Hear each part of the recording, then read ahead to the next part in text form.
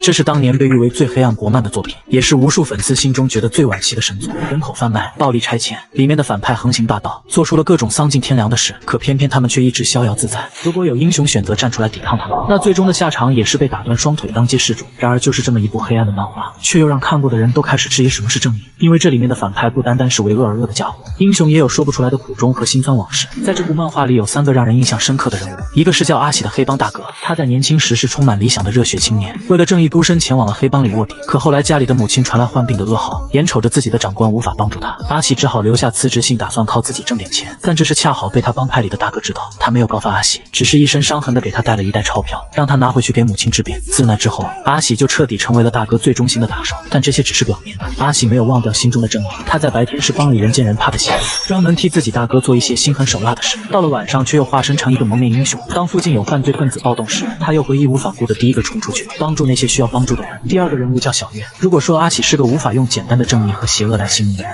那么小月就是彻底从正义投身邪恶的家伙。他出生在混乱的越南，小时候贫穷的他十分喜欢超人，哪怕妈妈只能给他买一个断了手的超人玩具，他也会十分开心的在朋友面前炫耀，而理由就是他也想像超人那样保护自己的妈妈和朋友。为此他主动去学习了残酷的古泰拳，这样他才能有力量保护家人。可后面他目睹了母亲被围殴，暴怒之下他出手打死了人。曾经是学校班长的他进了监狱，小月在里面受尽了屈辱和折磨，他开始质疑为什么明明自己只是想保护妈妈，为什么自己会遭遇这些。之后通过里面一些前辈的教诲，他开始明白一味当好人不是，只有手中拳头大才是真道理。又过了几年，小月出狱了，当初里面欺负过他的人都被他打败了，但自己的妈妈也早已患病离去。他站在夕阳下，向自己的兄弟们说着以后要做一个坏人，并且是最凶最坏的。他不再相信超人，他要靠自己的力量来保护重要的人。而这第3个人物叫阿弟，也就是我们的主角。阿弟从小就跟着爸爸学习跆拳道，在15岁的时候就已经打遍全国比赛，成了少年冠军。那时候的他满腔热血，觉得自己也可以成为一个像爸爸那样的英雄。可后来一伙暴徒来到他们小镇抢柴，他的父亲站出来孤身迎战。等到阿弟放学赶回家时，他眼中那宏伟的父亲已经被打断双腿，嘴巴里插上铅笔，像条狗一样被挂在大街上。阿弟崩溃了。从那以后，父亲惨死的阴影就一直缠绕在他心中。他不再使用自己的武力，整个人也变得十分胆小怕事。家里被小混混骚扰，他不出手；学校看见有同学被霸凌，他也不出手。哪怕自己也被校霸骑在身下肆意玩弄，阿弟也只是流着眼泪默默承受，绝不反抗。他的心里被牢牢地打下一句话：当英雄是绝对不会有什么好下场的。直到后来发生一件事，又让阿弟那死寂的内心发生触动。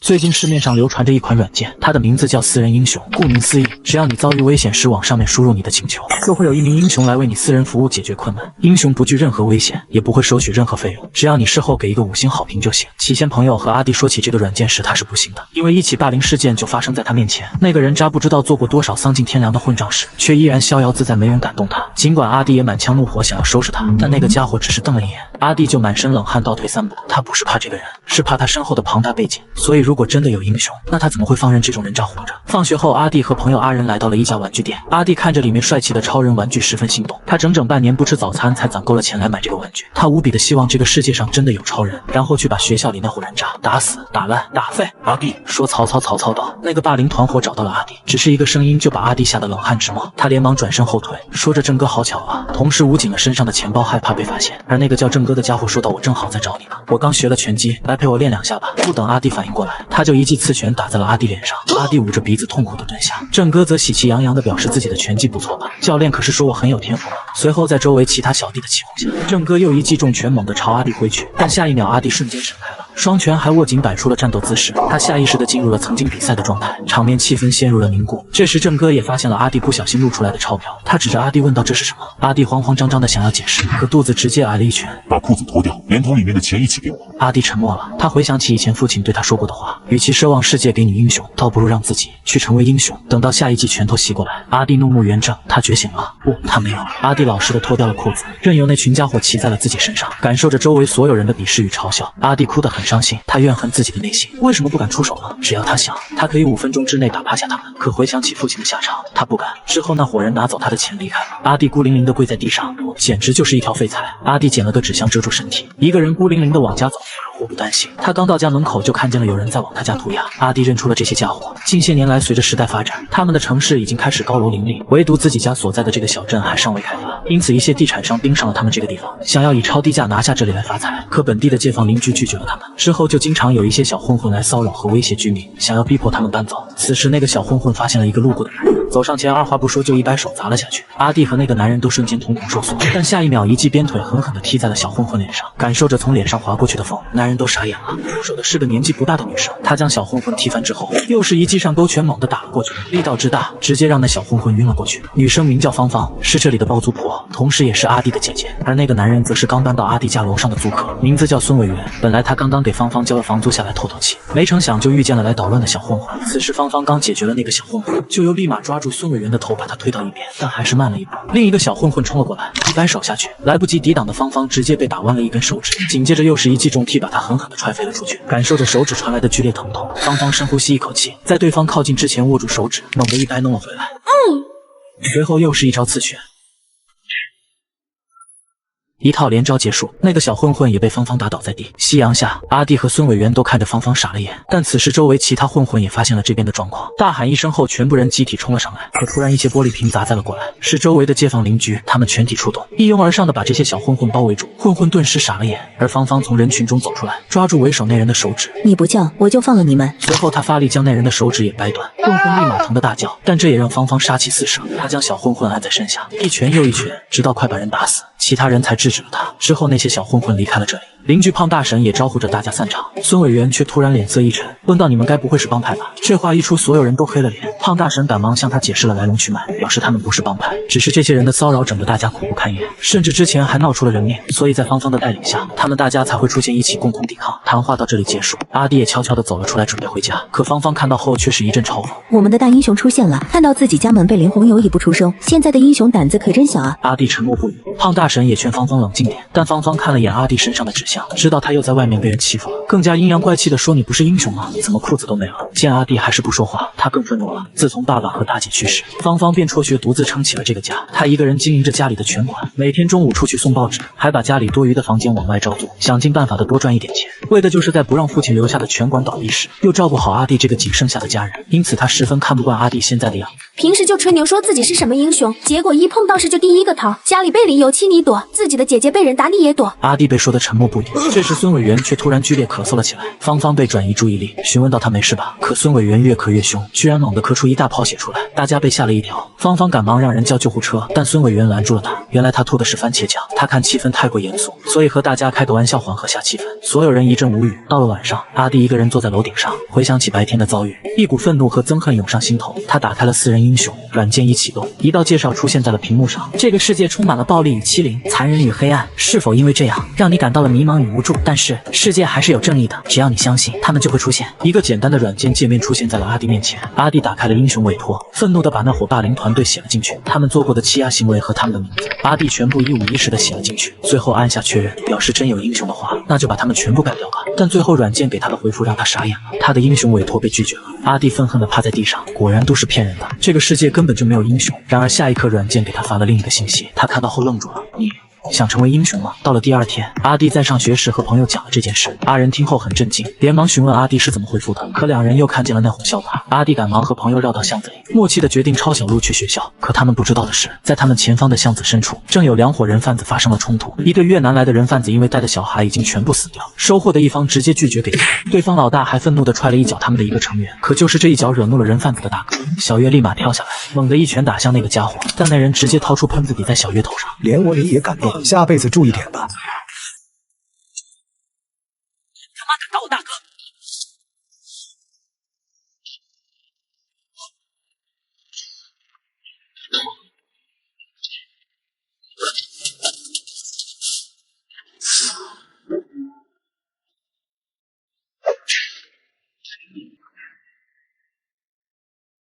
随后小月把刀递给那个卷毛，示意他上前报仇。长发男慌忙解释，我只是踢了你一脚，你们干掉了我2个小弟，算扯平了吧。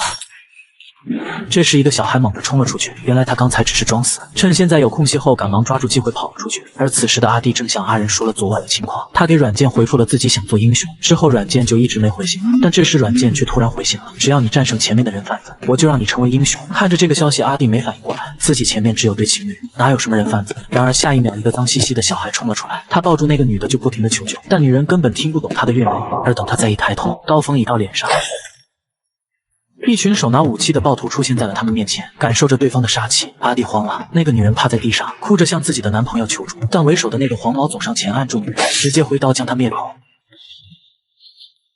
随后又指着阿弟他们，用越南语表示做掉这些人。小巷子里瞬间发生一场追杀。这时那个男的一把抓住阿弟，将他猛地扯到后面来替自己挡刀。感受着后面恐怖的杀气，生死关头的阿弟爆发极限，快速抓住那个男的，立马把他推到了自己后面。男的直接被砍成了肉酱，而接下来往右拐就是大路，马上就能逃出去了。可下一秒阿弟傻眼了，阿仁居然和他跑反了。看着前面的死路，阿仁也愣住了，这下怎么办？阿弟赶忙招呼着阿仁过来，但外面就是人贩子，恐惧已经使阿仁腿软的根本动不了。无论阿弟怎么叫，阿仁还是不敢贸然冲出来。眼看着情况越发危机，再一想到刚才那两人的下场，阿弟也被死亡吓得流出了眼泪。我才17岁，我不想死啊！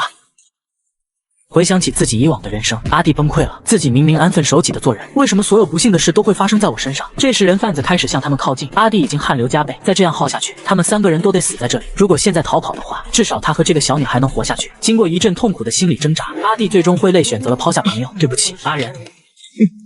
我妈妈常说，兄弟是一定有血缘关系的，但我却认为比起我的亲哥哥，大弟，你才像是我的亲兄弟。阿弟最终还是做不到抛下阿仁，他蹲下身让那个小孩先逃跑，最好是去叫人来帮忙，但对方却根本听不懂中文。无奈下，阿弟只好把他推了出去，让他赶紧逃命。之后他又独自跑了回去，他要赌上性命去保护朋友。此时在阿弟的家中，孙委员来到他们家里参观，他无意中发现了一个装满了各种奖杯的柜子。孙委员下意识的以为这是芳芳的，毕竟他之前可是一个人干掉了3个小混混。但正在练拳的芳芳却说道这是阿弟的。原来阿弟曾经是全国踢拳道的冠军，打过上百场比赛，从未输过。只是因为当初发生了父亲那件事，才导致阿弟变得性格懦弱，不敢出手。而看着那些豪华的奖杯，孙委员惊讶地说道：“那阿弟岂不是很能打吗？”可这话却让芳芳沉默了。如果说武术是以体育运动来算的话，那自己的弟弟的确是个很优秀的武术家。但是比赛终究是比赛，运动员在赛场上无需顾虑任何事情，只要专心完成比赛就行了。即使输了也可以明年再来。但街头暴力就又是另一回事，那里不像比赛一样有裁判和规则保护，你的对手可能人多势众，并且还持有武器，再加上各种随时会发生的意外，最坏的情况下甚至可能会被打死。阿弟的确是个优秀的武术运动员，但同时他也只是个内向懦弱的高中生。此时的阿弟十分紧张，自己已经快2年没练过武了，现在一上来就要面对5个带有武器的暴徒，他浑身冷汗。我真的可以做到吗？阿弟深呼吸一口气，开始思考等下该如何出手。只要重点防守好他们拿着武器的右手，然后快速使用致命打击，那他还是有希望赢的。这时他的手机突然发来了一条信息：你的朋友已经发出了英雄委托，而你就是那个英雄。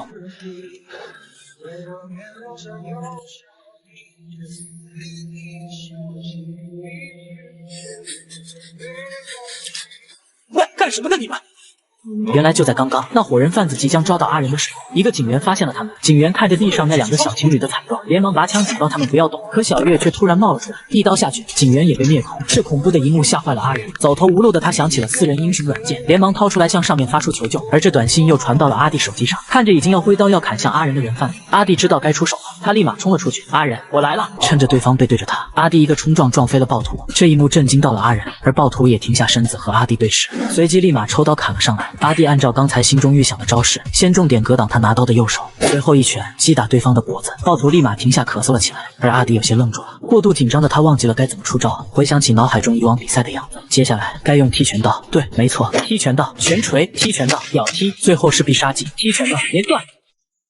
一套伤害打满，阿弟转身一记重踢，直接将人贩子砸进了玻璃里，丧失战斗能力。回过神来的阿弟喘着粗气，自己居然真的做到了，赢了。阿弟转身对着阿仁说道：“你刚才用私人英雄委托英雄了吧？”得到对方的答复后，阿弟回想起那个信息，那个神秘人说的是真的。之后他握紧双拳，振奋地说道：“我就是你要找的英雄。”阿仁看着他也愣住了，阿弟居然就是英雄。但这时手机传来信息，他低头一看，你的英雄委托尚未接受，请耐心等待。这一条信息又把阿仁整懵了，可不等他反应过来，他连忙提醒到阿弟小心背后。小月已经提刀朝阿弟砍下，阿弟下意识举起左手格挡，电光火石之间，刀劈在他的领口上，又顺势滑落在地。阿弟勉强躲过了这致命一击。之后，小月又提刀继续攻击，阿弟运用刚才的招式攻击他的手腕，将刀拍落，随后蓄力一拳朝对方脖子打去。但接下来他傻眼了，小月居然直接用下巴夹住了他的拳头，甚至力气大到阿弟根本抽不回来手。之后对方一记重拳打在他头上，将阿弟打退至墙上后，小月又是一拳朝面门攻去。千钧一发之际，阿弟连忙弯腰躲开了这一拳，绕到小月后方后，他抓住机会握紧拳头就要攻击。再度站起身，阿弟已经是满脸伤痕，没有力气防御的他被小月抓住头，面门被一记又一记的膝点不断攻击，直到被打得鼻青脸肿。阿弟又不慎踩到刚才动过的鸡爪，直接摔倒在地。回过头一看，那恐怖的场景立马把阿弟吓得收到了墙角，他还是输了。阿仁也被抓了过来，两人靠在墙壁上，小月接过刀就要动手，而浑身伤痕的阿弟回想起了当年父亲的那一幕。10年前的他软弱无力，10年后这个世界依然没有英雄出现。而此时在另一边，孙委员回到了自己的家中，他拿起手机发现有一条信息未接收。在阿弟小时候，他的姐姐曾对他说，这个世界是有英雄的，只要连续喊3声英雄，他就会立马赶过来拯救我们。而现在阿弟望着那即将挥下的屠刀，崩溃地说道，这个世界根本就没有英雄了。下一秒，小月挥刀砍下，就在这时手机传来信息，你的委托已成功被英雄接受。英雄登场，一个神秘人破窗冲了进来，他扣住小月的脸，直接顺势砸进了墙内。挨了一记的小月并没有屈服，反而满脸杀气地盯着对方。那个神秘人也毫不惧色。当其他暴徒提刀砍过来时，仅仅是1秒钟，神秘人立刻闪避了所有攻击，随后一脚挑空一个人，一记重拳砸下搞定一个，之后又弯腰躲过甩过来的砍刀，将其抓住顺势扔了回去，然后一个飞跳来到对方脸上，一个猛踢又干掉一个。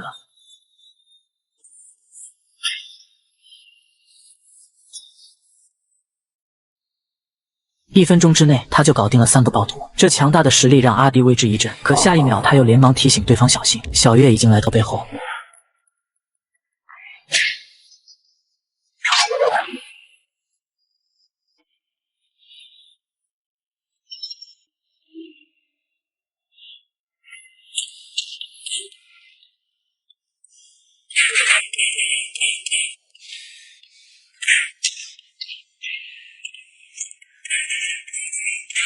双方战斗进入白热化，而另一边，刚才那个被打晕的卷毛又重新站了起来。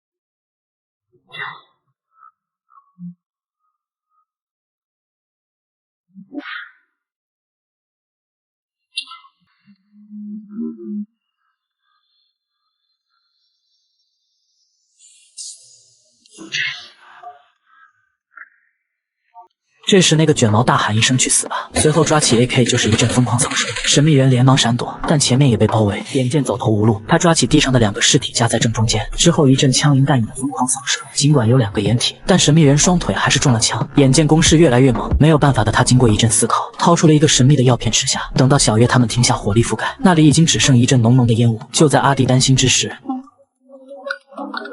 又用了一个，真没想到居然被挤得小喽啰逼到这种地步，千万不要动啊，否则你会死的。此时男人面对对方的扫射，直接以闪电般的速度抱起来回横跳，轻易躲过对方的子弹后，他来到暴徒背部，随即大手一挥，其身上的围巾瞬间膨胀裂开，变成了一个血红色的怪物。这恐怖的东西直接震惊了在场所有人，而男人接着手指一挥，下一秒那怪物直接裂变成无数黑蛇，蜂拥而至的包围了那5个人贩子。那怪物将5人捆绑在了一起，伴随着男人的手势，猛地砸在了地上，血液滴在了地面上。刚才那5个极其恐怖的暴徒就这样被干掉了。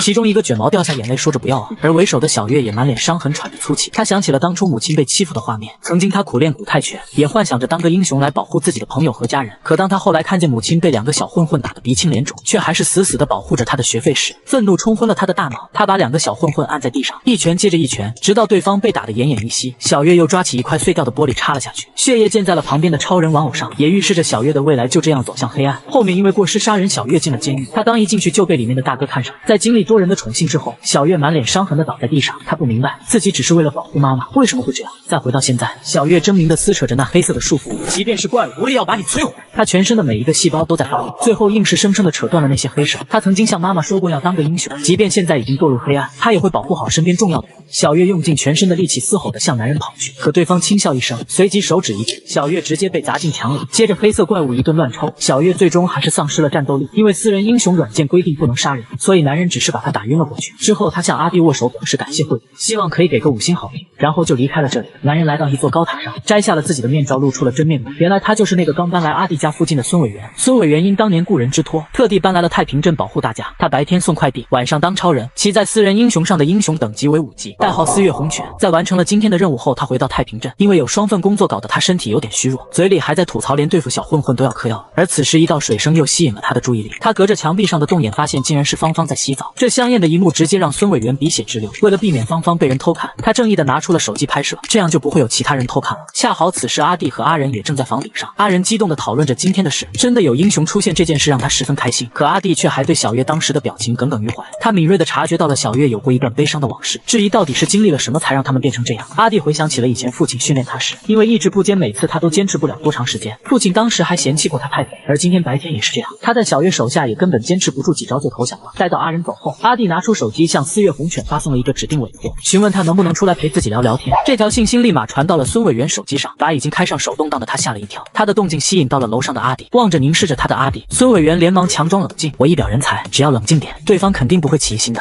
我只是刚好路过看见了有个洞，刚好看见包租婆在洗澡，我怕有人偷窥才守在这里的。见阿弟好像不相信，他连忙发誓，孙委员做事一向光明磊落，如果有偷看扮演包租婆洗澡，我就被合同摔跤3天3夜而死。既然你没偷看，那你怎么知道我姐在里面？下一秒一个合同真的出现，朝孙委员走了过来，但其实只是个走错路的 cosplay。 这时阿弟也说到，那下面是男浴室，我姐不可能在里面。果然下一秒里面走出来一个男的，原来刚刚孙委员偷看的是个戴假发的人妖，这个假发有点不太合适，下次要换另一个才行。孙委员崩溃了，你是不是有病啊？洗澡为什么要戴着假发呀？对方也很惊讶，你变态吗？居然偷看我洗澡，我也觉得我有点变态了，居然还对你开手动挡。听闻那人妖直接跑了，有变态佬啊！待到闹剧结束后，孙委员才打开了手机查看阿弟给他发的信息，看着那条短信，孙委员短暂思考后上楼找到了阿弟，他向阿弟打了个招呼做自我介绍，可阿弟却望着手机里显示的英雄未接受委托信息而感到失落。他向孙委员问起了一个问题，你觉得这个世界上有英雄吗？而孙委员只是微微一笑，随即向他举了个例子，什么是英雄呢？如果一个人救了人，可能不会有人叫他英雄，但要是为了救人他付出了代价，那就会有人叫他英雄。但英雄所损失的东西，又由谁来弥补呢？孙委员觉得，所谓英雄，只不过是别人对你善意付出的行为，来概括修饰的一个词而已。如果就因为人家叫你一声英雄，你就不求回报的牺牲那么多东西，那不是很傻吗？而且如果你牺牲了，那你的家人怎么办？此时在阿弟家楼下，周围邻居听到阿弟受伤后都赶了过来，可芳芳却没有当一回事，淡淡的说到阿弟那么会逃，怎么会有事呢？王婶劝他别对阿弟那么严格，毕竟他才17岁。可这话却激怒了芳芳，他指着父亲的灵像，说到当年爸爸也是17岁就一个人来到了这里打拼，成为英雄的代价是什么？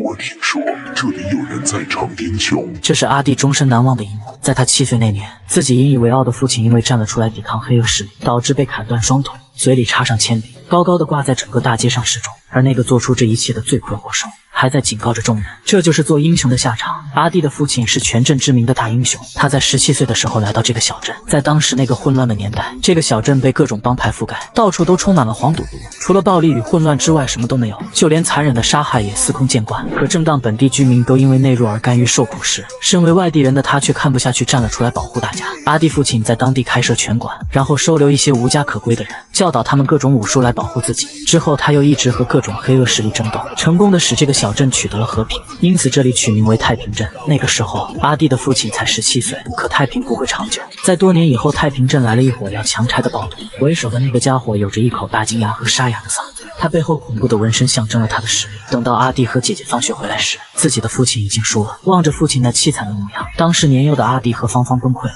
那个大金牙嚣张的发言：“这个世界真是没长眼啊！像他这种大英雄，居然落得如此地步。”而我这种坏人却依然逍遥自在。伴随电锯的劈裂声，阿弟的父亲就这样丧了命。这件事给芳芳和阿弟造成了严重的阴影。自那之后，芳芳变得极度憎恨罪恶，发誓要杀光世间所有黑社会，而阿弟却被父亲凄惨的下场吓破了胆。大金牙的那句话牢牢地刻在了他的脑海里：千万不要逞英雄啊！而听完阿弟的故事，孙委员沉默了。他站在高楼上，思考着英雄到底是什么呢？作为代号四月红犬的超级英雄，他可以在10分钟内干掉5个带枪的暴徒，也拥有可以摧毁一栋大厦的恐怖力量。但当英雄是没有回报的。抛去四月红犬的身份，孙委员平日里也只是个靠送快递谋生的普通人。如果快递送慢了，他也会被没素质的顾客吐口水，也会被羞辱就是个低贱的打工仔。当英雄到底是图什么呢？就在3人各自忧心时，遥远的一个监狱里，一个蹲了10年苦牢的男人出狱了。阿弟还不知道，那个带给他噩梦的大金牙已经回来了。在这个混乱的年代，总有各种不法分子通过犯罪来谋取暴利，而其中又以人贩子最为臭名昭著。他们隐藏在黑暗中，绑架那些好看的女人，来把他们当成工具赚钱。但是今天这个小团伙却翻了车，他们在把刚抓来的女人准备带走时，一个大叔猛地撞开了他。大叔名叫徐国坤，今天刚刚出狱，在向那名女生保证自己会保护好她。徐国坤又转头向那些家伙表示：“我不会报警的，放我们走吧。”但对方怎么可能放过他？眼瞅那人抽刀向其劈了上来，可下一秒他又顿住了。透过徐国坤背后的玻璃，他看见了一大批身穿白西装的人，这居然是大名鼎鼎的白龙帮。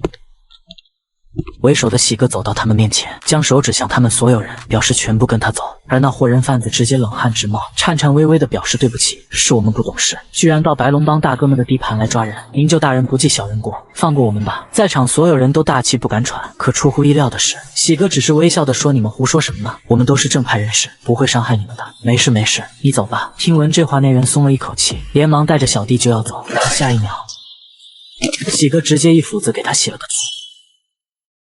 现在还有人要走吗？没有的话，我们就出发吧。一行人就这样被白龙帮带到了一处废弃农场。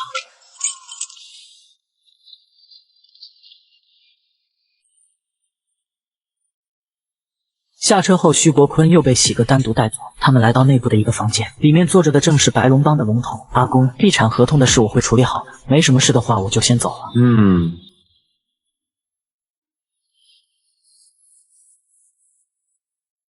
阿肯，今天因为有东西忙，所以没能亲自来接你出狱，真不好意思呀。而国坤看见阿公后，也兴高采烈地喊了一声大哥。可两人并不是来叙旧的。阿公表示自己已经在国外给他安排好了，钱也打到其账户上了。以后阿坤你就在国外幸福地度过余下的人生吧。听到这话，徐国坤却笑出了声。他缓缓讲起了当年的事。原来曾经就是阿公为了太平镇的地皮指派徐国坤去闹事，可就在他干掉了阿弟的爸爸，几乎要把事情搞定时，阿公却又翻脸说徐国坤把事情闹得太大。为了平息这件事，他让徐国坤去自首，并承诺等其出来后就会把龙头的位置让他做。可结果是阿公收买了里面的人，直接把徐国坤的3年有期判成了死刑。他怕的就是徐国坤会反悔把他供出来。可两人当年结拜为兄弟，徐国坤又怎么会背叛他呢？而阿公也没想到的是，国坤有个牛逼的小弟，在得知他的事后，那个小弟立马去自学法律，考了律师证。他一路打官司，帮助徐国坤从死刑变成有期徒刑，再变成10年。现在阿公得知徐国坤出狱后，特地把他带到这个烂尾楼来，为的就是如果徐国坤不答应离开的话，他就可以在这里把他做掉。等徐国坤讲完后，阿公的脸已经变成了黑色，他将手指向对方，杀了他。旁边的小弟立马举起球棒朝徐国坤砸去，但他直接转身一拳打爆了球棒，一拳直接把小弟打趴在地。居然被自己的大哥这样对待，还真有点不是滋味啊！下一秒，周围所有小弟集体冲了上来，徐国坤一拳一个。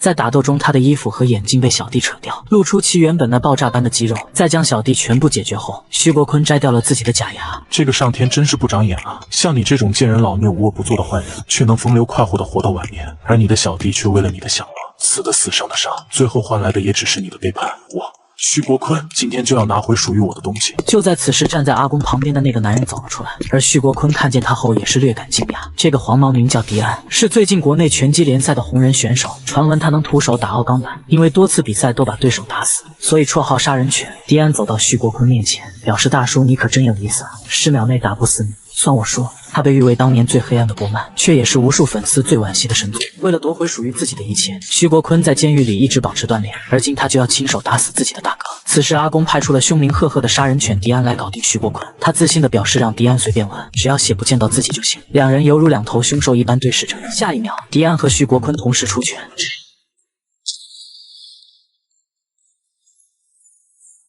楼顶的鸟群瞬间飞走，徐国坤赢了。传闻终究还是传闻，我觉得还是吉娃娃这个称号比较适合你。在瞬秒了迪安后，徐国坤缓步走向阿公，此时阿公也慌了，连忙说道：“就算我死了，你也完全没有好处，我外面还有上百号小弟，你觉得你能全身而退吗？”徐国坤听后也停下了脚步。这时房门被打开，喜哥走了进来，他说道：“不好意思啊，大哥，刚才外面有点事耽误了，接下来就交给我了。”之后他直接抽刀向阿公砍了下去，但这刀却又被徐国坤拦住了。怎么了，大哥？怎么拦住我了？阿公被吓得冷汗直冒，他万万没想到喜哥居然是徐国坤的卧底，而徐国坤则回忆起了当年他和阿公刚认识的时候，嘴里说着他毕竟是我的大哥，所以下一秒徐国坤抢过砍刀，要砍也是我亲自来，上路吧，大哥。在解决了阿公后，两人走到外面，迎面站着一个满身纹身的嘻哈小哥。徐国坤看见他后直接冲了上去，然后给他来了一个大大的拥抱。阿明，大哥好想你啊。时间倒回到刚才徐国坤和阿公对峙的时候，在外面众多白龙帮小弟的包围下，一个嘻哈少年只身闯了进来，在被那些小弟阻拦后，他直接一脚踹飞他们。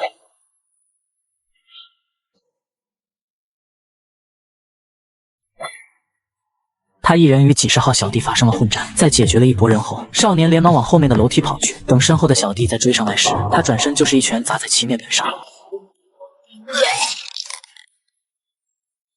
仅仅是片刻，他就已经干掉了好几个人。随后少年弯腰闪过一人的攻击，直接冲向一旁站在楼梯口的一人，全身发力，顺势把他撞向了楼去。等后面的其他小弟包围上来时，他转身一记撩阴腿，再玉手吸眼睛，接着挥拳猛地打过去。片刻过后，现场的几十号小弟已经全被他解决了，仅剩下的一个家伙连忙跪倒在地，泪流满面的向他求饶，说着自己老婆走得早，家里还有2个女儿，加入白龙帮也只是为了讨生活。如果我死了，我2个女儿就成孤儿了。听着他的话，少年那本来举起来的拳头收了起来，然后直接转身绕开了他。这一幕被一直在墙角观战的喜哥看到，他叹了一口气，说着怎么每次都这样，然后拿着刀上前，直接朝少年砍了上去。但他不是攻击阿明，而是挥刀劈向那个已经扭头偷袭阿明的家伙。阿明反应过来已经来不及了，好在喜哥补刀解决了那个家伙。回到现在，白龙帮的小弟基本已经被解决了。徐国坤带着阿明和喜哥来到外面，先前那个站在阿公旁边的男人就在楼下，他正是当年那个自学法律拯救了徐国坤的小弟小飞。在徐国坤包吃包住的那段日子，阿公的身旁早已被他的眼线占据。此时小飞对着身后喊了一声叫大哥吧，他背后数百号成员集体大喊大哥，这些都是小飞多年为徐国坤召集的小弟。望着下面声势浩大的成员们，徐国坤用他那沙哑的嗓子开始发言，他正式宣布以后白龙帮不存在了，他们将是黑龙帮。到了晚上，徐国坤回到总部后向小飞说起了自己现在还在假释期，所以他白天那会才会一直把自己伪装成好人的样子。如果他现在出手的是被告发的话，他还会回去继续包吃包住。听闻这话，小飞却表示让大哥放轻松，这些事情他都已经打点好了。在这里，徐国坤现在就是土皇帝。而徐国坤听后也欣慰地摸了摸他的头，之后他打开前面的房门，里面待着的赫然就是白天徐国坤救的那个女人。到了第2天，一个小孩在外面遛狗时，他的狗嗅到了垃圾桶里传来的血味，靠近一看，居然是那火人贩子和那个女人。在昨天晚上完事后，徐国坤问起了阿明白天差点被做掉的事，而阿明只是保持沉默，不知道怎么回答。其实他的内心是善良的，所以白天才会绕了那个男人一命。这时喜哥看出了阿明的犹豫，身为大哥的他给阿明讲了个故事。在曾经的北方有一个兽人部落，他们来到了南方入侵人类王国，凶残的他们大肆屠杀人类并抢夺他们的家园。最后王国的将军站了出来，他带领士兵英勇作战，成功的消灭了那群兽人。之后所有人都把将军封为英雄，给他修建雕像，大肆赞扬他的英雄事迹。故事到这里结束，喜哥顿了一下，然后给阿明讲了另外一个故事。曾经有一伙可怜的兽人，因为家园被旱灾摧毁，他们只好迁移到南方来寻求人类帮助。兽人的首领跪在将军面前求他收留自己的族人，但对方却执意说他们是入侵，一定要击溃他们。最后兽人族的所有人被将军全部杀害，就连老人和孩子都没放过。然而这件事不会有人知道，因为兽人族已经不存在了。故事讲到这里，喜哥询问阿明明白他的意思了吗？白天那个家伙的确是有家人，可是阿明，你也有自己的家人啊，坤哥、小飞还有我，大家都是一家人。他被誉为当年最黑暗的国漫，却也是无数粉丝心中最惋惜的神作。只因把校霸欺负阿弟的事告诉了老师，一个善良的同学就被按在巷子里暴打，甚至腹部还被捅了一刀。而看见这一幕的阿弟怒火中烧，现在敢于挑战人贩子的他已经信心大增，当即就准备动手去收拾下那个人渣。他在心中记下了对面的人群站位，打算等下利用走位逐个击破。可一旁的阿仁却发现阿弟已经满脸冷汗，虽然和小月那伙暴徒比起来，王正那些家伙不过土鸡瓦狗，但多年来霸凌造成的阴影还是笼罩在阿弟心头。只有现在打败这些人渣，阿弟才能彻底走出恐惧。然而就在王正即将靠近之时，阿仁却猛地拽着阿弟离开了这里。来到外面的阿弟拖开阿仁质问他跑什么，可阿仁却表示他担心阿弟犯下大错。王正那伙有8个人还带刀子，先不说阿弟能不能赢，即使他赢了，王正下次还能再叫18个甚至28个人来报仇，到时候你要怎么打？而且王正有多混蛋是全校乃至警局都知道的事，可是却仍然没人敢动他，因为他有着一种即便是超人也无法战胜的力量，那就是背景。阿弟从小练拳，万一他出手过重把王正打伤甚至打死，那引来的报复是阿弟和家人绝对无法承受的。听到这些话，阿弟沉默了。是啊，现实不是动漫，他也终究不是超人。此时在另一边，四月红犬来到一处抢劫案现场，看着下面不断开枪扫射的暴徒，孙委员打开了软件，犹豫要不要接这个委托。这种枪林弹雨的任务危险等级已经达到了 B 减，算是他目前为止接过的最难任务。可考虑到情况危急，他还是打算挑战一下。然而下一秒，一道红色身影抢先冲了出去，在那瞬间，孙委员只看清了他有一条恶魔般的手腕。再一看，任务居然被接掉了，也就是说那人也是英雄。他只身冲到暴徒堆里开始战斗。高处观望的孙委员有点担心，对面有5个人并且带枪，哪怕是自己也要嗑药加万分小心。但软件规定这个任务只能单人执行，他也没法上去帮忙。然而这时烟雾中传出惨叫，一个暴徒直接被扔了出来，他的四肢全都被打到弯曲，紧接着又是2个暴徒被甩飞出来，他们同样四肢尽断，仅剩下的那个仿佛看见魔鬼般，祈求那个英雄放过自己。但他还是被打成肉包飞了出去。他砸到了孙委员的旁边，凄惨的模样吓了孙委员一跳，这人居然被打死了。私人英雄软件可是规定不能杀人的。这时下面的队员开始梳理现场，又震惊的发现这些人居然还活着。孙委员也察觉出那暴徒还有呼吸，他们都被打至全身粉碎性骨折，甚至胸口都被打凹了进去，这证明那英雄的手法很高明，可出手间却刚好避开要害吊着暴徒一口气，这又需要有着极高的技巧。孙委员推测这个英雄的实力应该在自己之上。果不其然，待到任务结束后，他打开手机软件一看，这个英雄的代号叫恶种，等级为8级，比自己高了整整3级。而随着恶种的出场，本作漫画的高潮也要来了。在深夜的黑龙帮总部，小飞表示要运营一个庞大的社团，需要大量的资金。尽管徐国坤提议继续搞黄赌毒，但他却表示这些已经过时了。现在有着一种新型的东西是无数人梦寐以求的，而且它还完全合法，那就是房地产。之前白龙帮的阿公看中了一块地，往里投入了大量资金，但因为小飞的暗箱操作，他一直没有收回地。现在只要他们去把那地拿回来，那他们后续能产生的利益就能有整整1000亿。不过那块地有些麻烦任务，还需要徐国坤亲自去一趟。被庞大利益震惊的徐国坤连忙询问那块地在哪里，而喜哥朝着窗外一指，赫然就是太平镇。兜兜转转过去了10年，徐国坤跟太平镇的恩怨还是要迎来了结。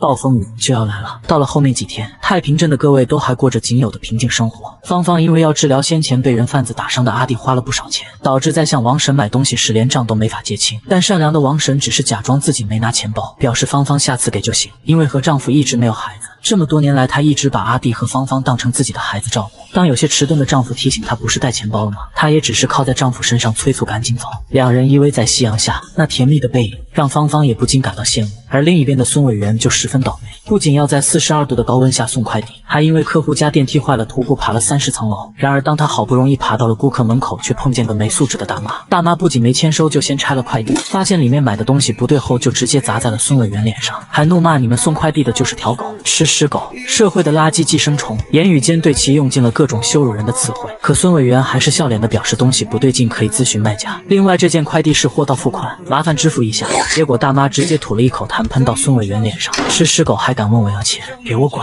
孙委员沉默了，他蹲在地下，狼狈地捡起那些东西。这一刻没有人知道这位四月红犬在想什么。而此时在另一边，因为上次被孙委员打败，小叶他们一伙人已经全都被抓捕，此刻正在押往监狱。但这时警车前方居然迎面走来一个神秘人，小叶他们不知道，先前那个被他们拐卖来又逃走了的那个小孩，其实身份很不简单。而眼前这个神秘人从越南一路追杀了过来，正是为了找到那个小孩。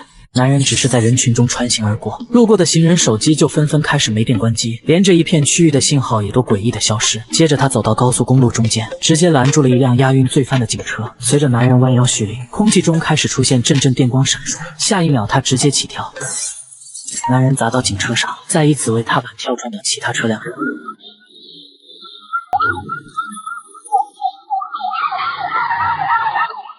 这些全副武装的车辆就如同玩具一般被他肆意玩弄，就连小月他们坐的车辆也被其一脚踹飞好几个跟斗。待到现场混乱停下后，警员们连忙站队举枪对准了男人，可面对他们的警告，男人没有当一回事。在他前行的时候，发现脚下一紧，原来是有人拖住了他的腿。而也就是这一脚打响了战斗的警报，无数的子弹朝着男人蜂拥而去，谁料男人竟不管各种的枪斗手。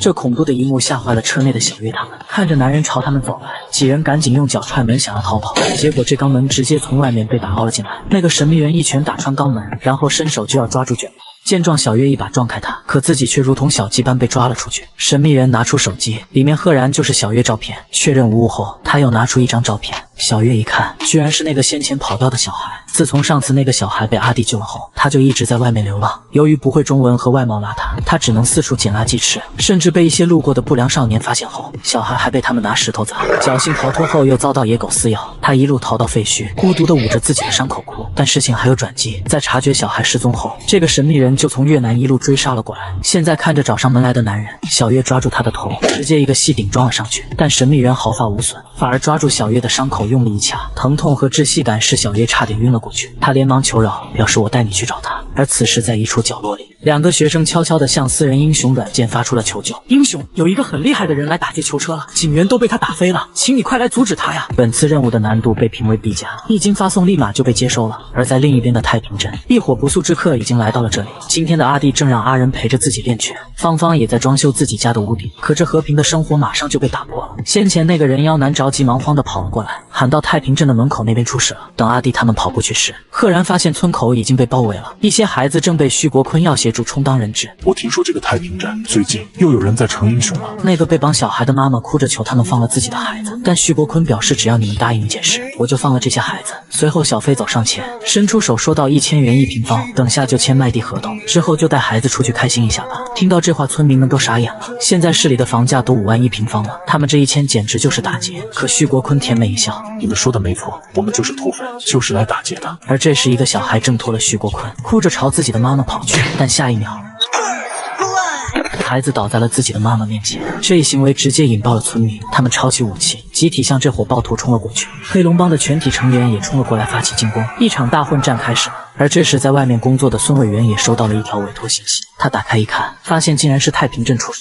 瞬间立马火力全开的往回赶。而在太平镇这边，芳芳拿着榔头第一个冲了上去，他一马当先打翻了几个帮派成员。可双拳难敌四手，为了保护村民，芳芳马上就要被砍到。危机时刻，一个男人冲了过来救她，是芳芳的青梅竹马子枫。随着子枫的出手，另外2个练过武的人也冲了过来。一个是平时沉默寡言的方显，他曾被阿弟爸爸教过踢拳道的刀法，但刀是杀人之物，所以他只用球棒代替。另一个是王婶的丈夫黄叔，黄叔天生力大如牛，却性格善良朴实，因此阿弟父亲教了他踢拳道的摔法。2人一往无前，拿出了全部的实力，是要保护自己的朋友和家人。多年来就是因为有芳芳带领着他们，所以各地帮派才一直没有拆掉这里。而现在徐国坤亲自来到这里，见此情形，他站起身来问道小飞，如果把事情闹大的话，会不会有麻烦？死50人以内我能摆平。另一边的芳芳正按住一个帮派成员，父亲交代过，伤害人的拳头一拳也不能出，但保护家人的拳一定要狠狠的出击。芳芳拿着榔头一锤接着一锤打向这些暴徒，自己父亲牺牲性命换来的和平，凭什么被这些人渣糟蹋？可就在芳芳把榔头打断之时，一辆大卡车猛地冲了过来，许多村民都被这大卡车碾压而过。他直直的冲向芳芳，就在芳芳即将被撞到的时候，子枫猛地跑了过来，他抱住芳芳一把把她扔了出去，芳芳得救了，但代价就是子枫被狠狠地撞飞了出去，生死未卜。这是当年国漫里最黑暗的一个片段，也是让无数粉丝潸然泪下的震撼一幕。反派为了利益，直接开着大卡车撞进城中村强拆，在撞死了大批村民后，他又直接掏出2把冲锋枪当众扫射，无数无辜的人被他打成了马蜂窝。而就在子弹即将击穿芳芳时，一旁的王婶直接冲了过来，挡在芳芳前面，他被打穿的血液溅在了芳芳脸上。紧接着又是皇叔也冲了过来，他右手搂住自己的妻子，左手抱住芳芳和子枫，将他们牢牢地护在了自己怀里。在芳芳和子枫还小的时候，因为被父亲强迫练拳会累到哭泣，善良的王婶就会来安慰他们。那时候他让皇叔也来抱抱孩子们，可皇叔却因为浑身是汗怕弄脏他们，没想芳芳和子枫却哭得更大声了。最后没办法的皇叔还是上前搂住他们，那是他第一次抱他们，他抱得很紧。而现在他再次将自己最爱的人抱在了怀里，子弹不停地扫射在皇叔身上，可为了自己的家人，他没有挪动过一步。等到攻击停止后，王婶和皇叔倒在了地上，死亡之际，皇叔脑海中闪过了他和妻子的一幕幕，从当初两人在那个风和日丽的下午相识，再到王婶不嫌他穷和他领证结婚。他还记得两人刚来到这个大城市打拼时，王婶刚花了1个月工资买的自行车被偷了，老实憨厚的他不知道该如何安慰妻子，可王婶只是扑到了他怀里，表示只要你还在我身旁就行。再后来两人被查出无法生育，想要孩子的王婶看着早已布置好的婴儿房暗自哭泣，也是因为有着丈夫的陪伴，王婶才治愈了悲伤的心情。一眨眼两人已经度过了大半辈子，在这生命的最后，皇叔把王婶紧紧地搂在了自己怀里，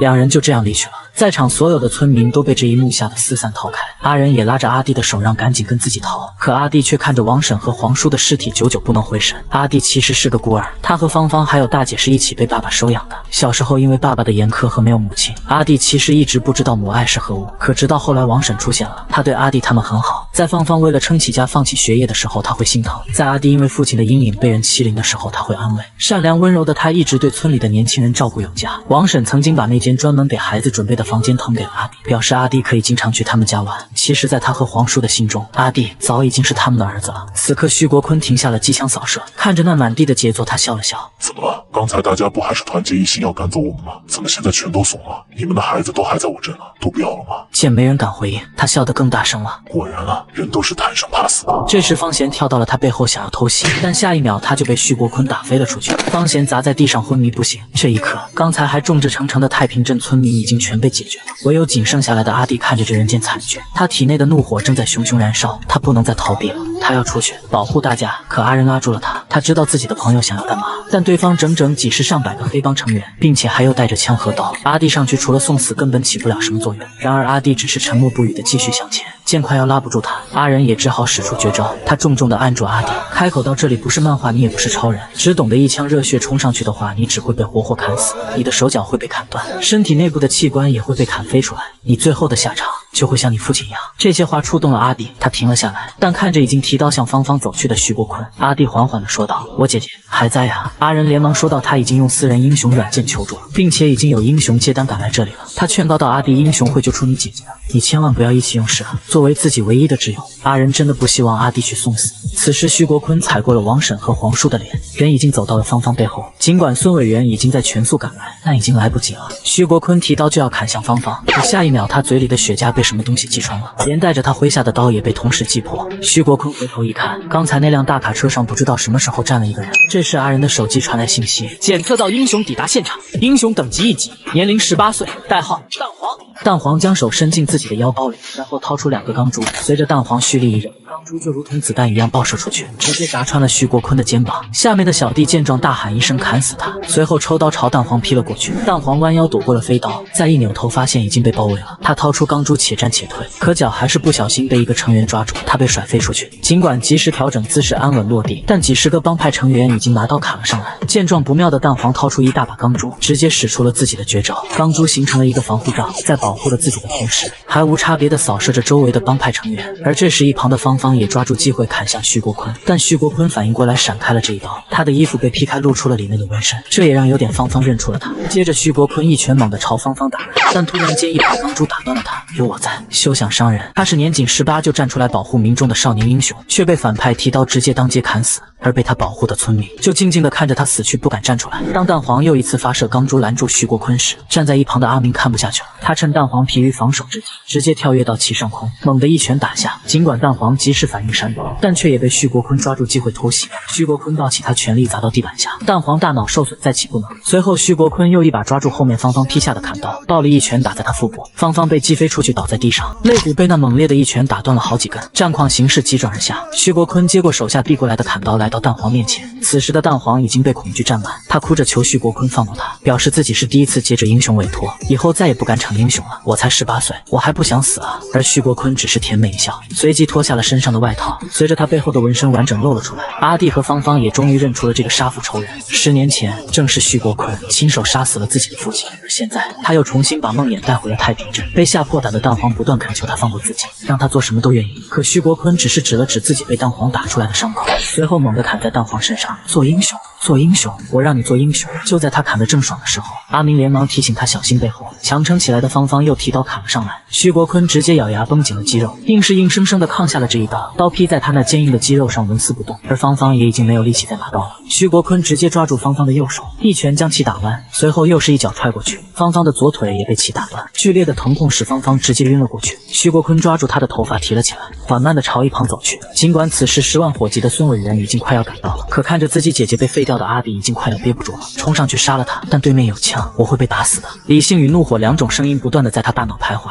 先是爸爸走了，又是大姐走了，如果二姐也走了的话，那就只剩下自己一个人了。这时徐国坤把芳芳扔到了牌坊处。我以前说过，以后谁还敢在这里当英雄的话，那下场就会跟那个罗浩天一样。此刻所有躲起来的村民都大气不敢喘，徐国坤也抬起刀准备砍死芳芳。绝望之际，芳芳的思绪回到了小时候，那时候大姐对他们说，遇到危险的时候，只要默念3声英雄，英雄就会来救你们。小时候的芳芳因为好奇尝试过呼喊英雄，但当时的她只是喊了2声救。而多年后的现在，她遇到了难以想象的坏人，她的亲朋好友尽数死在了自己的眼前，她也即将被徐国坤砍死。在生命的最后一刻，芳芳用尽全身的力气，缓缓地说出了那最后一句英雄。下一刻砍刀劈下，千钧一发之际，一抹红披风出现，挡在了芳芳面前。英雄阿弟听到了她的呼唤赶来了，他冲了过来，一脚踢飞了砍刀，挡在了自己的姐姐身前。阿弟左脚踏地，用出了全部的力量，踢拳道、拳锤，但徐国坤轻易抗下了这一拳，直接反手就朝阿弟脸上打过去。阿弟急速反应，闪过这一拳，立马又是一记直拳打上去。父亲以前教过他，当面对比自己强大数百倍的对手时，防御已经毫无意义，这时候你要做的就是克服恐惧，一定不能退缩，勇敢的迎面而上，只有极致的攻击才能为你换来一线生机。阿弟一发迎击拳打的徐国坤后仰，随后全身蓄力踢拳道连断，必杀技撕咬。然而徐国坤的力量比他想象的还要大，在硬扛住阿弟的攻击后，不仅毫发无损，还直接单手把他架了起来。徐国坤夹住阿弟的关节，用力的把他甩飞了出去。阿弟在地上连续打了好几个滚，等他再撑起来的时候，自己的右手已经被甩脱臼了，只是轻微的动一下，那股钻心的疼痛就让阿弟痛得无法承受。他看着周围死去的大家，绝望的仰天大喊：为什么自己的父亲是保护村民、保护大家的英雄，大姐则是维护社会治安的警察？二姐虽然口脏，但心底善良，有正义感，处处为村民出头。她放弃了学业，一天打好几份工，含辛茹苦的把阿弟带大供他读书。因此阿弟知道生活逼人，一切都来之不易，所以平时不论被人怎样欺负，他都是能忍则忍，只求可以平平凡凡的生活而已。但他不明白，明明自己一家都是好人，可为什么好人没有好报？为什么总是会遇到你们这些坏人？为什么生活一定要置他们于死地？而徐国坤听着阿弟的话，也突然想起了当年的那件事的一个细节。那时阿弟父亲被徐国坤带人打得再起不能，可他却死死地护着身下的孩子。此刻再联想起刚才阿弟用的踢拳道招式，不是吧？这么巧啊！你是当年的那个小孩，是罗浩天的儿子。徐国坤踩住芳芳受伤的手，接着说道：你爸保护村子，你大姐是警察，你二姐为村民出头，那他们都是英雄啊！我这种坏人当然要找英雄麻烦了，这是常识啊，大哥。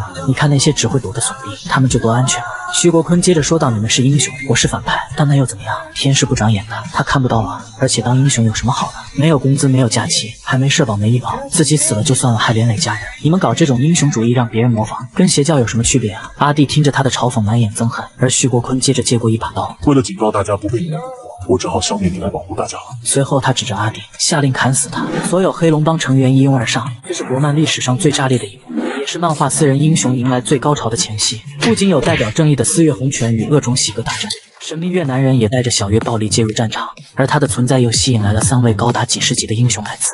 一时间6位超英战力集体出现在了小小的太平镇。此时面对几十号人员的围攻，阿弟将手抵在了地上，随后咬紧牙关猛地发力，他将自己脱臼的手接了回去。阿弟高声大喊：来吧！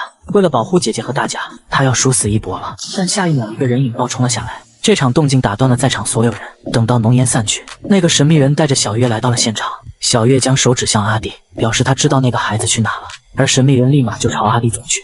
就在这时，孙伟元也终于赶到了，他一拳干翻一个小弟后，看着现场混乱的局面有点懵。芳芳和阿弟呢？可来不及让他思考，众多帮派小弟已经提刀砍了上来。尽管孙伟元可以一拳一个，但无奈人数实在太多，他很快就被团团围住，无法动弹。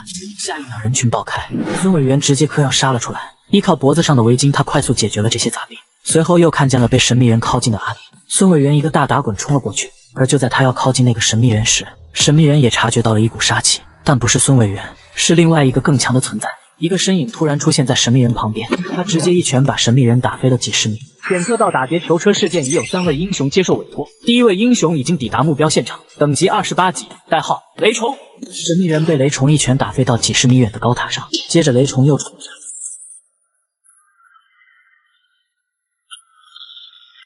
等到神秘人站起身的时候，又有另外一人走了进来。他深呼吸一口气，随后将手按在了神秘人身上，神秘人瞬间浑身僵住，无法动弹。检测到第2位英雄抵达现场，等级21级，代号灵动人。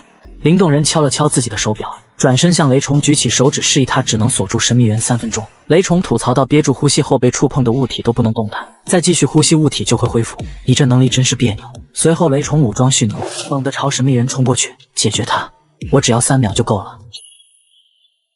这时回到孙伟元这边，现场的复杂状况让他感到十分麻烦。软件只是叫他来搞定黑帮闹事，但他不可能把这里这么多人刚好打晕或者控制住，万一错手打死人就麻烦了。而且刚才小月和那个神秘人的出现，又让孙伟元感觉到事情的扑朔迷离。他观察一圈后，发现了一直坐着的喜哥，猜测喜哥应该是这里的老大，如果把他控制住，那就可以直接掌控局面。但这时孙伟元发现了一旁的芳芳，看着芳芳的惨状，孙伟元顿时青筋暴起，他妈的，这是谁干的？人妖男立马告状是那边那个大金牙干的，他还拿枪扫射这里的村民，他就是这个黑帮的头头。孙伟元立马冲了过去，围巾幻化成巨手，当即就要拍死徐国坤。就在这时，喜哥出手，他肩膀长出红色触须包裹住手臂。就在徐国坤要被打死之际，他猛地一拳挡下了这一记攻击。喜哥正是先前那个8级英雄恶种，他挡下孙伟元的攻击后，又是猛地一拳打了上去。孙伟元立马切换形态格斗，可拳头直接贯穿了他的围巾。他被一拳打飞了整整1米。孙伟元重重地砸到墙上，在掉下来后腹部已经受了重伤，甚至可以看见骨头。然而喜哥没有给他喘气的时间，冲过来又是一阵猛烈的进攻。不远处的徐国坤他们看见后也是十分震惊。阿喜居然有超能，今天到底发生什么事了？怎么满街都是超人啊？其实会不会连我也有超能力啊？而阿弟却又陷入了沉默。这些英雄就好像没来过一样，一切又变回了原来的样子。他强撑着身体站了起来，随后缓缓走向自己的姐姐。私人英雄最高潮来袭，雷虫和灵动人相继战败，阿弟超越极限觉醒英雄力量。故事的走向越发炸裂。在当年阿弟的父亲死后，年幼的阿弟便整日不归家，待在父亲的坟前。等姐姐芳芳好不容易找到他时，阿弟靠在墓碑上，伤心地说着父亲已经离开了。那时同样伤心的芳芳也低下了头，可她还是伸出手搂住阿弟，有姐在，不用怕。后来大姐为了家庭要出去打工，临走前她希望芳芳能够照顾好阿弟，而年幼的芳芳也答应了姐姐。在阿弟发了高烧痛苦难忍时，她尽心尽力地照顾着弟弟。在阿弟被外面的小混混欺负时，身为女生的芳芳又站了出来保护阿弟。她拿着啤酒瓶挡在阿弟面前，有姐在，不用怕。而现在阿弟也如当初姐姐保护自己一样，他挡在芳芳面前，姐，有我在，不用怕。面对冲过来的大批暴徒，阿弟再次挥拳出击，这一次的他杀心四起。面对这些人渣，阿弟不再留手，招招朝着他们的要害打去。尽管自己也被对方砍得浑身是伤，可阿弟却依旧面不改色。他的觉悟远不止于此。在躲过了一人的劈砍后，阿弟直接对准他的耳朵狠狠地咬了下去，接着抢过他的刀刃猛地劈了下去。随后阿弟使出了踢拳道的刀法，一记挥砍下去，暴徒的手指直接少了几根。这是阿弟第一次开了杀戒，一旁的阿仁也被自己挚友的模样吓了一跳。可事情不会一帆风顺，一顶帽子突然挡住了阿弟的视角，紧接而来的是阿明的飞踢，他一脚踹在阿弟脸上，随后一招爆炸般的上勾拳，阿弟被他打得差点原地倒下。可回头看见姐姐的惨状，他又立马恢复神智，强撑了起来。两人又爆发了猛烈的战斗，但就在阿弟的拳头要打向阿明之时，却停了下来。他被徐国坤偷袭了，阿弟被徐国坤一路往前捅，尽管他伸手想要抵挡，但还是被猛地钉在了墙上。强烈的剧痛使阿弟的嘴唇都咬得发紫。一旁的芳芳拼尽全力想要来救自己的弟弟，但他无能为力。此时的阿弟浑身是伤，已经连呼吸都感到阵阵剧痛。徐国坤靠到他面前，你放心吧，下一个就轮到你姐姐了。听到这话，阿弟又缓缓地伸出手，用出最后的力气打在徐国坤脸上，但这只不过是挠痒痒。之后阿弟的手掉了下来，他彻底失去了生机。而此时孙伟元和喜哥的战斗已经进入了白热化，两人从街道一路打到了一处废弃厂房里。面对喜哥那一划手臂的恐怖力量，孙伟元根本不敢正面应对，可他也在战斗中发现了喜哥的玄机。虽然那条魔爪的破坏了很大，但另外的右手却只是普通力量。于是孙委员避免和他硬碰硬，只是靠围巾来拉扯攻击喜哥。然而喜哥直接抓住他的围巾，随后大力一甩，来不及反应的孙委员被他狠狠地砸在了地面。接着喜哥冲上来又是一拳，一旦被这拳打中，以孙委员的防御力就会瞬间死亡。于是他又把围巾缠绕在自己手上，和喜哥开始了互相对拼。两人的攻击使周围的建筑开始坍塌，他们短暂停手，开始了对峙。孙委员趁这个功夫悄悄恢复伤口，同时又质问喜哥：“你不是英雄吗？为什么要站在黑帮那边？你到底是黑是白？”而喜哥只是淡淡一笑，说道：“人并不是非黑即白的，我知道你拥有再生复原的能力，但每次再生都会消耗你的围巾。照你现在围巾的长度，你应该最多再抗下我一次攻击，而且你还接受了英雄委托，不能杀人。但我可以。”你没有胜算的，你把委托取消，我放你走。但孙委员只是沉默了一会，想起芳芳的惨状和阿弟的眼泪，他的答案是没门。下一秒，两人再度开战。再回到阿弟他们这边，徐国坤提刀就要继续砍芳芳，刚才被抓住的那群小孩却突然跑了开来。徐国坤直接扭头就要劈死一个小家伙，但他又被打断了。两个什么东西被甩了过来，砸在地上，是雷虫和灵动人，他们被神秘人打爆了。就在这时，被砸穿的牌匾开始出现裂缝，随后重重的倒了下来。芳芳立马抱住了那几个小孩，可他已经没有力气带孩子们逃了。而就在千钧一发之际，阿弟冲了过来，他燃烧生命，爆发出全部的力量撑住了牌匾。不要怕姐，有我在。而一旁的阿仁发现阿弟的手机突然有动静，恭喜你罗阿弟，你已经成为了英雄，代号白发男爵。阿弟的头发已经变得苍白，他超越了自己的极限，成为了真正的英雄。周围的邻居都被这个场面震撼到了，小孩们连忙跑向了自己的爸爸妈妈。阿弟让姐姐也赶紧走，但芳芳真的已经走不动了。阿弟的肌肉不断的撕裂，他大声的求助周围的邻居，求求你们帮帮我姐吧，她是无辜的，求求你们啊！然而所有人都不敢上前，即便那些被救的小孩也恳请爸爸去帮帮阿弟，但大家都怕死，他们不敢上去。芳芳也缓缓开口：“阿弟，算了吧。”一块重物砸在了牌匾上，阿弟真的要撑不住了。千钧一发之际，一个人冲了出来，他一个滑跪抱起芳芳：“包租婆，抓紧我！”是以前曾被芳芳追着骂交房租的一个漫画家，在危难关头，他站了出来救芳芳，但牌匾已经倒下来了，来不及了。阿弟，你知道姐弟的意思吗？曾经阿弟不懂姐姐这句话的含义，但现在他知道了。阿弟浑身血管暴起，他的双脚踩碎了地面，全身的肌肉爆开，撑碎了衣服，牌匾再度撑了起来。漫画老和芳芳成功得救了。一旁的徐国坤看后都直呼了一句哇塞，而阿弟和芳芳最后看了一眼，下一秒阿弟死亡。